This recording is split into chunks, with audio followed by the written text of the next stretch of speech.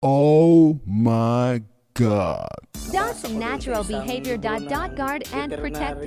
Dogs have natural instinct to guard territory and the owners. Quick command to bark alertinto tentatories. Magbantay at magproteksyon, bigyan ng protection, magbantay at magbigay ng protection sa nasakupan ng kanilang at magproteksyon sa kanilang amo o nasakupan ng kanilang amo.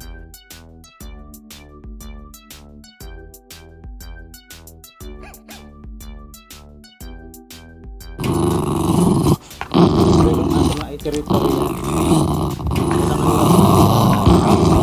buhay ng kanilang natin sila i-reciprocate natin amo, proteksyonan ng alaga, ang alaga po proteksyonan ng amo at mga ari-arian ng amo na nasakupan. Symbiotic relationship, nabasa ko yan sa isang libro ng The Psychology of Veterinary Medicine.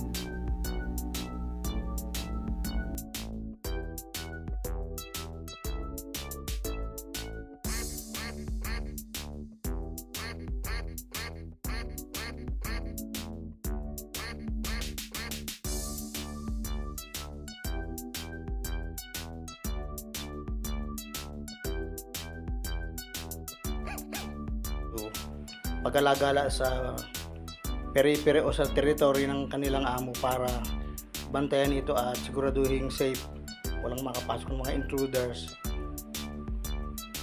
Siyempre, pinoproteksyon nila ang buhay ng kanilang amo at pati ari-arian. Kaya dapat din natin i-proteksyonan ng ating mga alaga in reciprocal. Kaya si agent ito, sinabantay ko ng actual yung aking aso at pag nahilig magtatakas.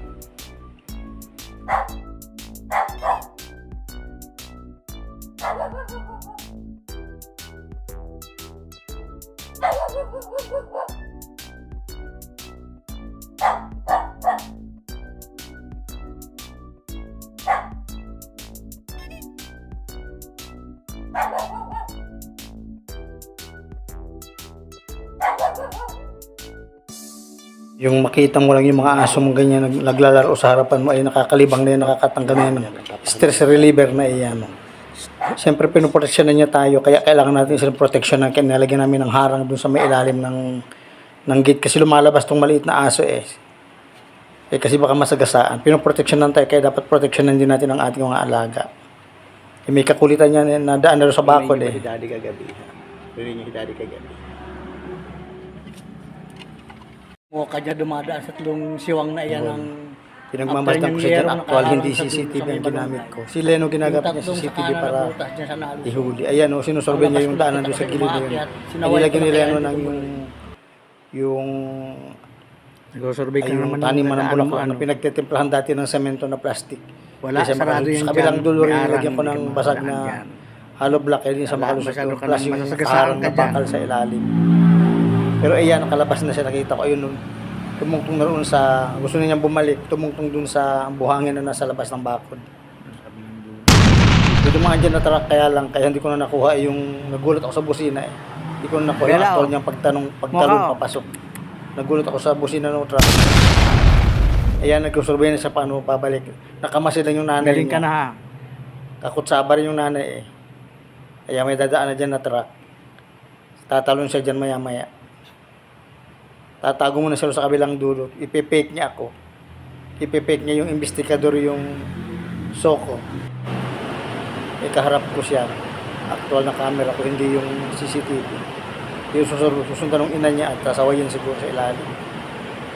Ayan na yung truck na dumaan. Tatakbo na siya pabalik at lulusot niya yung pabalik Kasi takot na siya sa truck.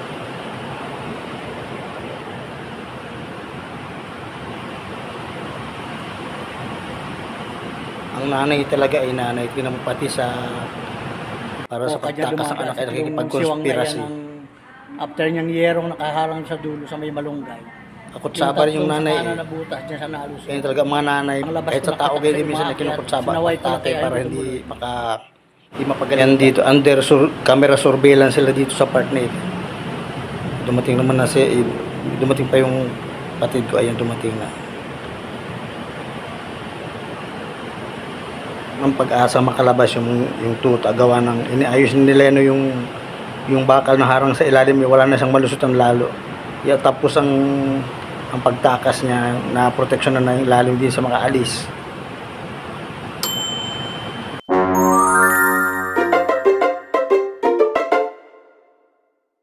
Subscribe to my channel.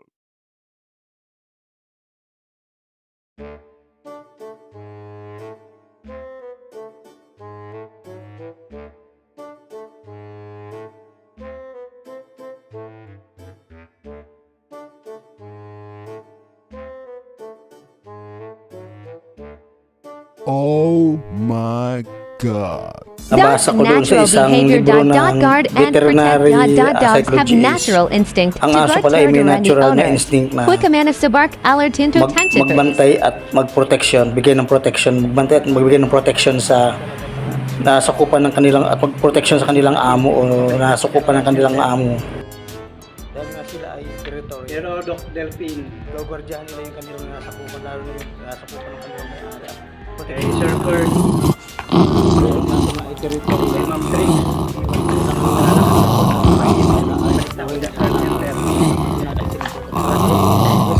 bayani, kumusta po? Amo. Si Miss Banji, Alaga, ang alaga. ay kung aking mga PT dyan sa heart center, si Kina, si Magmag, si Merit, Symbiotic si relationship. Nabasa ko yun sa isang libro namin. Sir Chris Kalalang ng OT, Psychology. si Sir Hapas, Jan Hapas. Ay, yung aking crush dyan Sino? si Miss Patricio, Trish. saka si Eileen Kaadan. Oops. Tiyog na. Sobrata. Kaya lang. Kaya lang. Saka yung aking PT ngayon. Pag-alagala sa peri-peri o sa teritoryo ng kanilang amo para bantayan ito at siguraduhin safe. Walang makapasok ng mga intruders. Malapit na po ako ng setan. Siyempre, pinoproteksyon nila ang buhay ng kanilang amo at pati ari-arian. Kaya dapat din nating i-proteksyonan ng ating mga alaga in reciprocal. Kaya si Agent Kuto-Kuto, pinabantayan ko ng aktual yung aking aso at nahilig magtatakas. Payat na tao. Busit. Payat na tao. Kembot. Ilan po ito? 13. 13 ikot na po kami. Kandusan. Whoop. Yung makita mo lang yung mga aso mo ganyan naglalaro sa harapan mo ay nakakalibang na yan, nakakatanggal na yan.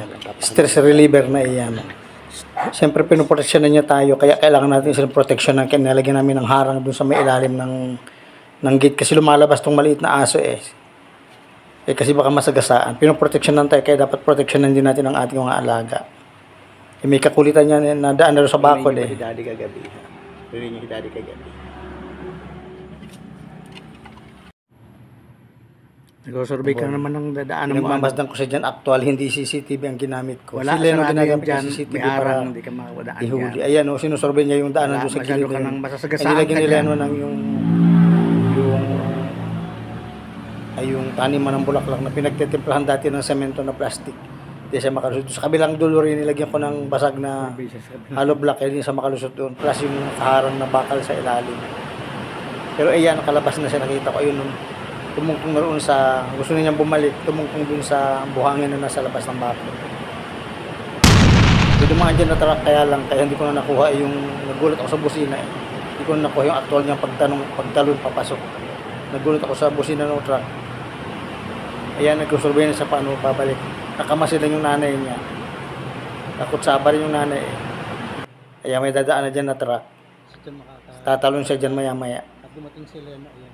Tatago muna siya sa kabilang dulo. Ipipake niya ako. Ipipake niya yung investigador yung Soko. Kaharap ko siya. Aktual na camera ko, hindi yung CCTV. Yung susundan ng ina niya at sasawayin siguro sa ilalim. Ayan na yung truck na dumaan. Tatakbo na siya pabalik at doon na sa lulusot niya yung pabalik Kasi takot na siya doon sa truck.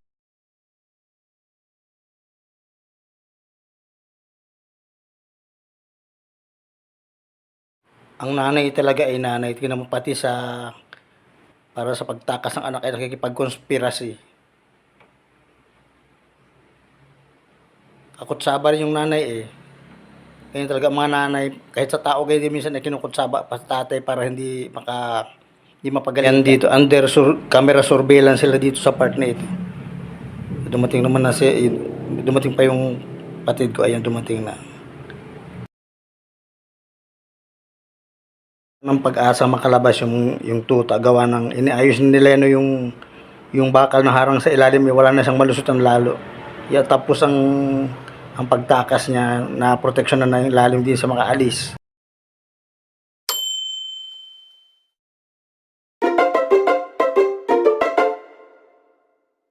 Subscribe to my channel.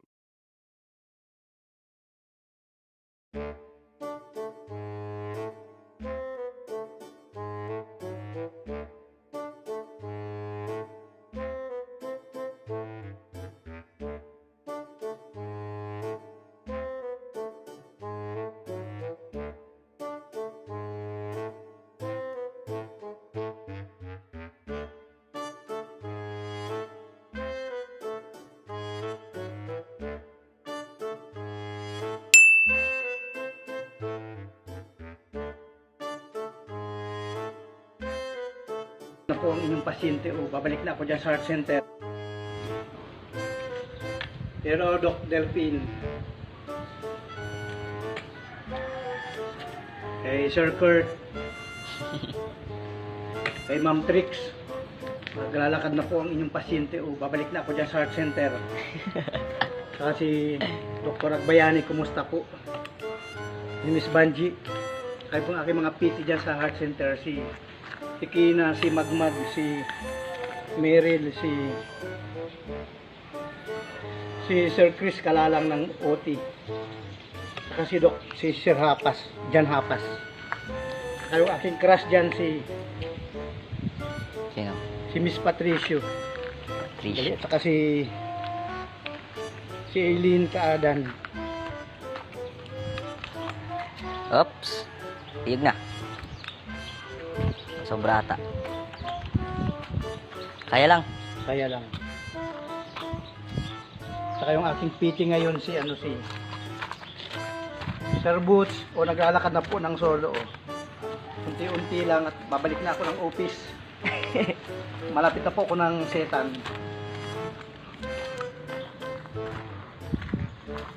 Op. Nandahan. Meron po akong PT rito o. Ano, medical test? Batang tapat. Hindi payat na tao. PT. Busit. Payat na tao. Kembot.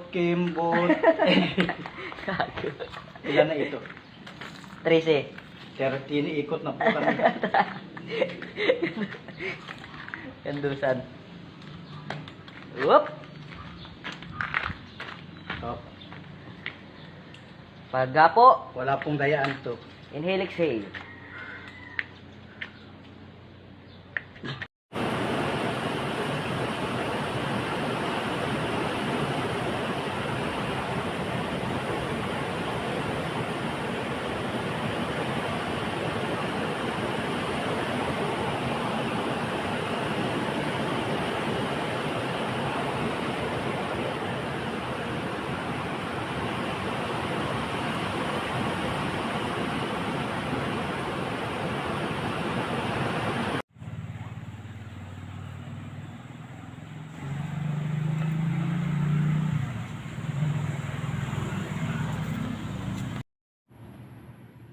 Nag-survey ka naman ng dadaanan mo ano.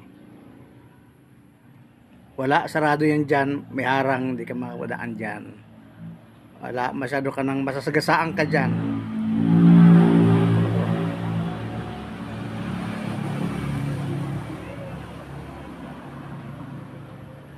Sa kabilang dulo. Survey siya sa kabilang dulo.